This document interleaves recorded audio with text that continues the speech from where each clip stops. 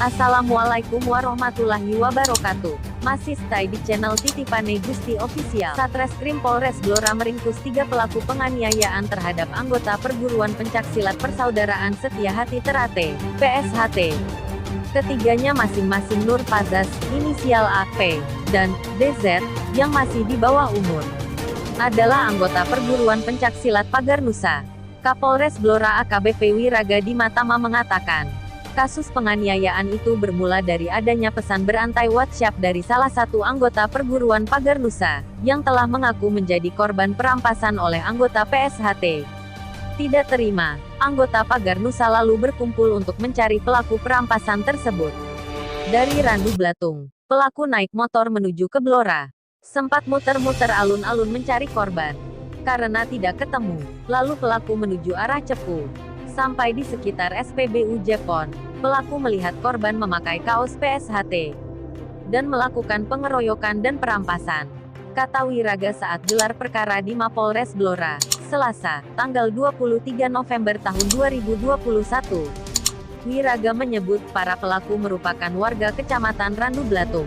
Dari pengakuan pelaku, aksi pengeroyokan dilakukan lebih dari 20 orang. Pengakuan dari pelaku ada sekitar 20-an orang. Saat ini polisi masih memburu para pelaku yang terbukti terlibat dalam aksi penganiayaan dan perampasan itu. Termasuk yang pertama kali menyebarluaskan pesan itu, ungkapnya. Kepada para orang tua, Kapolres berpesan agar selalu menjaga anak-anaknya. Karena pelaku dalam tindak pidana ini rata-rata di bawah umur. Jaga pergaulan anak-anak kita. Jangan mudah terpancing hoaks. Jika kita tidak ambil langkah cepat, maka bisa terjadi konflik yang bisa saja menimbulkan korban jiwa. Sangat disayangkan apabila anak-anak kita menjadi korban kejadian tersebut, tandasnya. Salam persaudaraan, salam Assalamualaikum warahmatullahi wabarakatuh. Yang saya hormati rekan-rekan para ketua dari perguruan pencaksilat yang ada di Blora, Pak Kasat-Reskrim, Pak Kasat-Intel, Pak Kasih-Humas, rekan-rekan media sekalian. Hari ini kami dari Polres Blora akan melaksanakan rilis terkait dengan kejadian tindak pidana pencurian yang didahului dengan dan disertai dengan kekerasan secara bersama-sama, ya. Yang mana kejadian ini terjadi pada tanggal 21 November 2021 sekitar pukul 12.00. Untuk TKP itu di sekitaran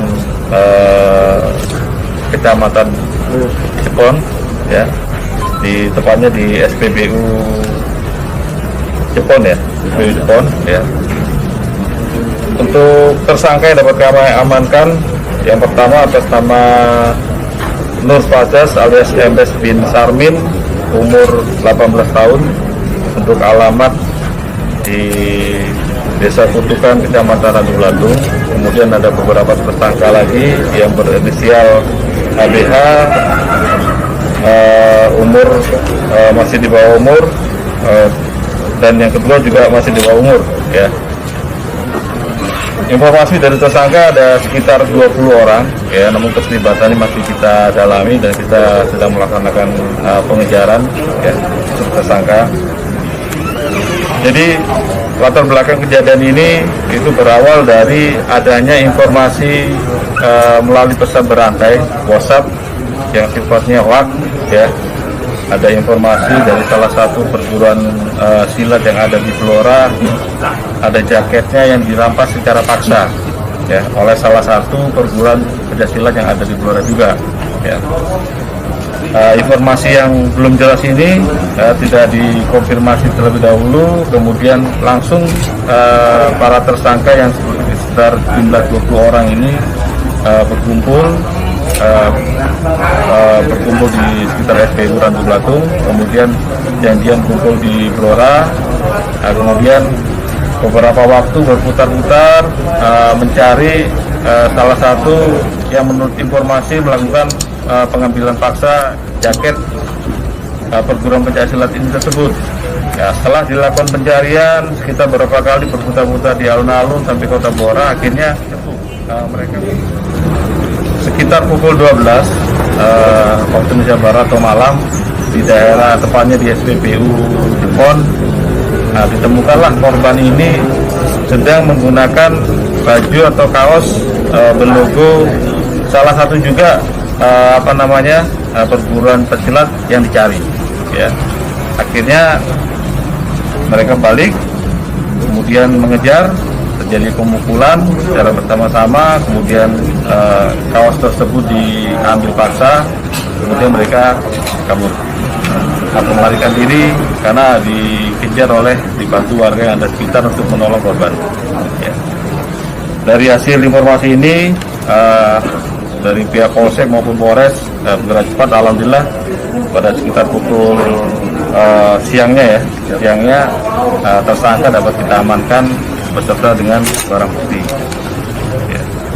Untuk pasal yang kita kenakan pasal 365 ayat 1 dan ayat 2 KUHP pidana dan pasal 170 dengan ancaman 12 tahun.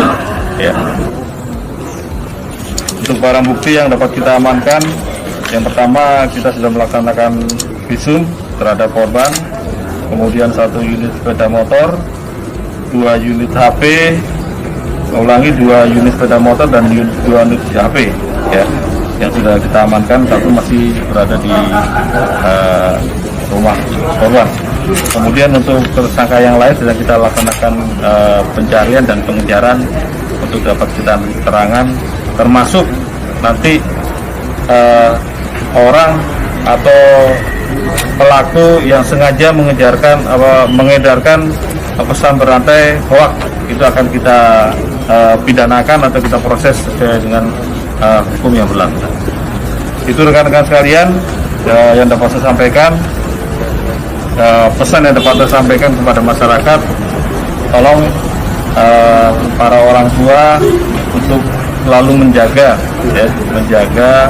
anak-anaknya, karena pelaku ini rata-rata juga di bawah umur. Hanya ada 1 orang yang pelaku utama ini berumur 18 tahun. Mereka masih butuh pendampingan terhadap dari orang tua masing-masing. Ya.